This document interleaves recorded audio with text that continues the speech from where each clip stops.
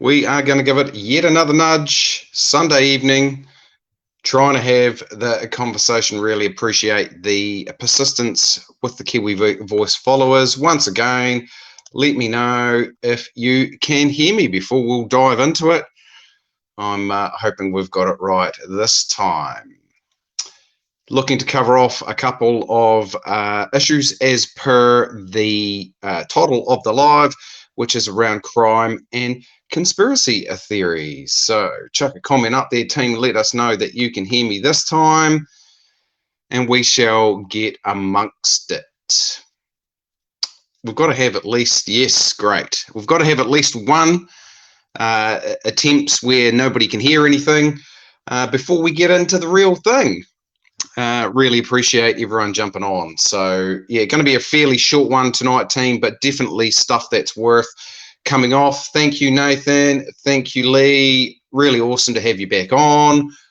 I'm past embarrassment, if I was going to be completely honest, in terms of getting no sound on the initial jumping on live. So let's get amongst it. Now, apologies up front, other than the standard Kiwi Voice technical difficulties, but I will be referencing a lot of stuff.co.nz reporting in this live, but I think it's required in the current environment. I'll wait for a few more people to jump on. Thanks, Bruce. Loud and clear. Thumbs up from Bindi. Loyal followers, awesome people, great Kiwis. Great to have you all with us. So yeah, let's get amongst it. Now, Counterspin being arrested. I haven't addressed it in any real detail. Details are fairly scant around this. However, from accounts by both Counterspin themselves and mainstream media, we can deduct the following. Calvin Alps and Hannah Spear were arrested on Thursday before being released later that evening. I got the news through a couple of Kiwi Voice followers while I was at a daughter's dance show.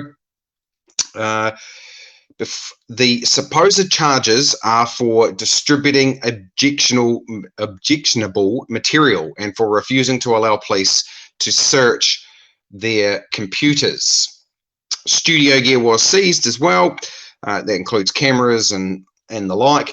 Now, I've stated my opinion on this previously, though, just briefly. If they have used or were sharing the footage of the Christchurch Mosque massacre, then obviously I am not on board with that at all in any way. It's just not needed to be done.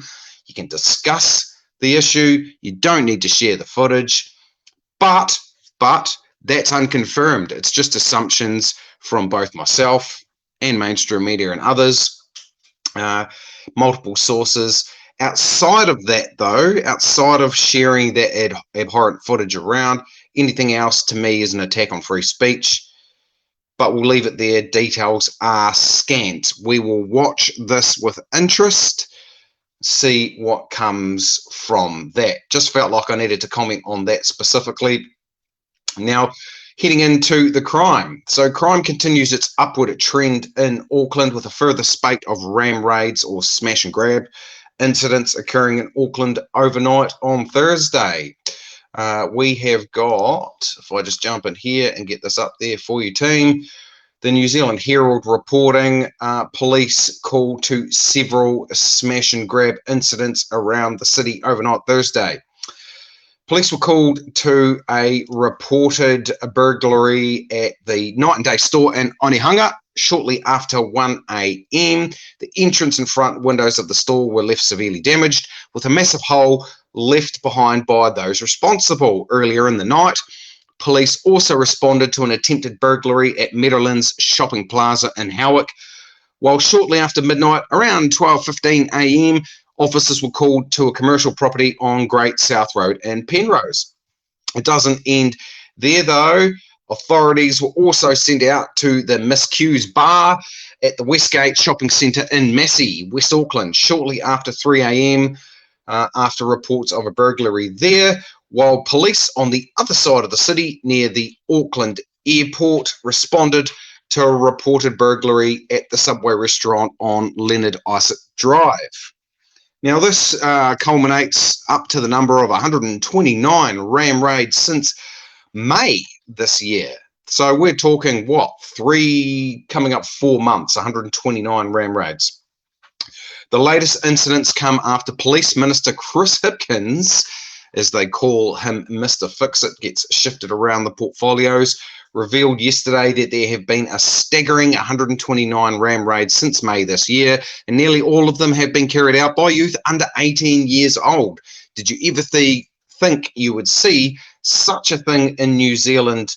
To me, I didn't. After being asked questions from the ACT Party in the House yesterday, he said, i.e. Chris Hipkins, 38 offenders had been either identified or arrested from the raids. Almost all of these people are under 18 years old, and their median age was 15. Their median age was 15. So that means there's a number of 10, 11, 12, 13, and 14-year-olds, as well as there are 19, 20, 21, 22-year-olds, of course. Now, fingers will be pointed by both parties in the beehive, no doubt about that. Labour will say this is as a result of underfunding by previous national governments. That's their go-to. Or they may refute the premise of the question, one of the two, and incorrect policy, while National will, of course, state that this is due to a soft stance on crime taken by this Labour government. Myself personally, I see this as yet another sign of societal decline. And just another symptom of poverty, social cohesion breaking down, and division due to the last 2.5 years, but probably further, of damaging health, economic, housing, and social policy. It doesn't help, though, when the Police Minister, Chris Hipkins, states, when asked about why the offenders were not locked up, Hipkins said, get this, team, jail itself does not deter offending. So my question to Chris Hipkins would be, how's that going for you? That just straight out in the public sphere is the clear and obvious ideology of soft on crime stance. Moving on, though, from crime into conspiracy realm, conspiracy theories. Stuff has really stepped up its mission to pull down any and all local council candidates this week that questions the prevailing government narrative, or at the minimum have opposing views to the public health policy or otherwise. It really is, it just appears to be a completely coordinated campaign. It's unbelievable. They're incredibly open about it at this point, with at least 2 articles a day and then some attacking these local candidates for sure. I'm just going to chuck the presentation back up on the screen for you there, team, as we reference some stuff articles here. I mean, this is all over the place. This is but a smattering of what New Zealand's most viewed, read news site is pushing, coupled with what is being spouted on mainstream media, TV news, breakfast, the project, One News, it all. It's obviously a full-on campaign to try and sway the local body elections. I mean, how ironic they decry attacks on democracy often in these articles, as well as on these mainstream news TV shows, which is incredibly ironic, as it appears they are doing all they can to influence the democratic process itself. Look at this one here, Nelson Council candidates links to disinformation and conspiracy. But of course, it is only their definition of disinformation and conspiracy. Porirua mayoral candidate linked to anti-vaccination group. So flippin' what? And Health NZ rejects vaccine claims by former pharmacists standing for council. Like we should really be trusting the centralised Health NZ at the moment. Every day there are more of these, but in my opinion, it will be having the opposite effect.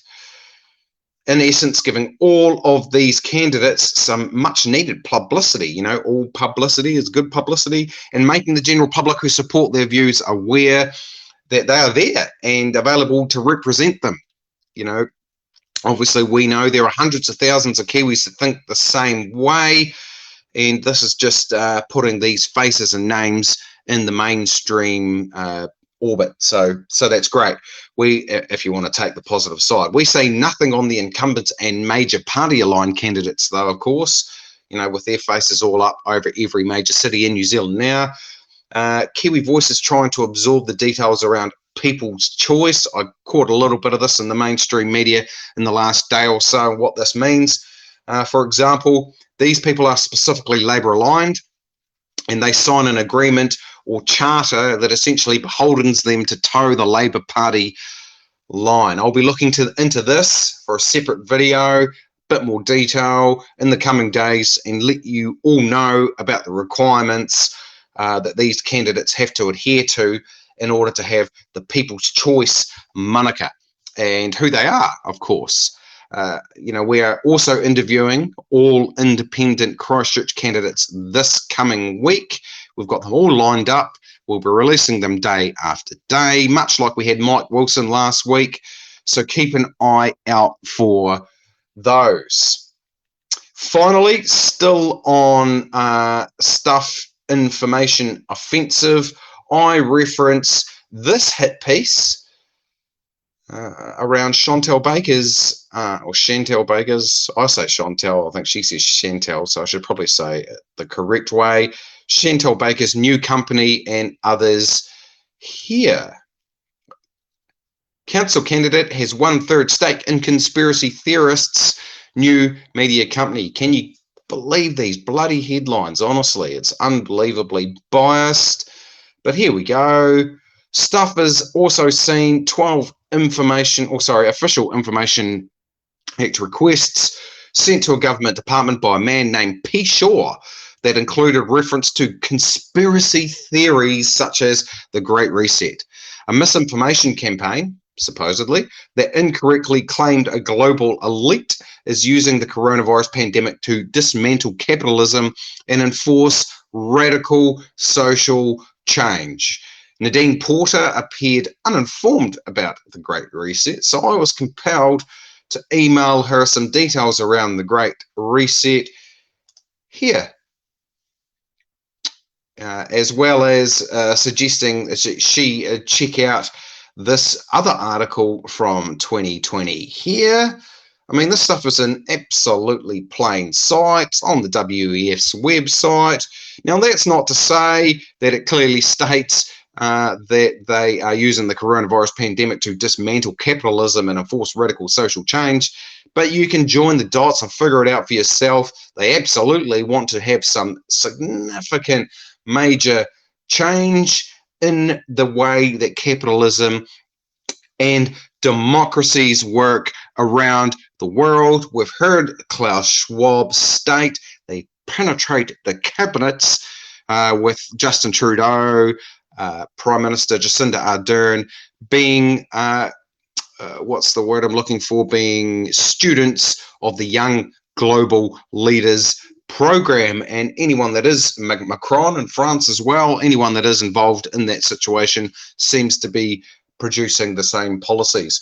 At random times over the past couple of years, when a certain mainstream reporter's work has compelled me to do so, I've contacted said reporters to question or query their work and point them hopefully in the right direction. Not that I've got any notions of grandeur. You know, I don't believe that they're going to listen to anything really that I say. They may or may not. Obviously, just chucking my words out there in terms of free speech. But I wait with bated breath, to see if Nadine will respond to letting her know about the Great Reset and whether she wants to have a bit of a read of that and see what's going on. That's essentially me for tonight, team. As I say, a fairly quick one on the Sunday. Definitely something I thought was worth addressing with these council candidates. What a persistent campaign we're seeing from our mainstream media. Some of you may have seen my comment on the breakfast show this morning with disinformation expert. I mean, they're lazy. They're not even trying. It's just nodding heads. No real backup of information. Interesting times. Let's check out some comments before we close this thing off, team. Okay. Wasn't it his comment on killing the MPs? May have been, absolutely may have been.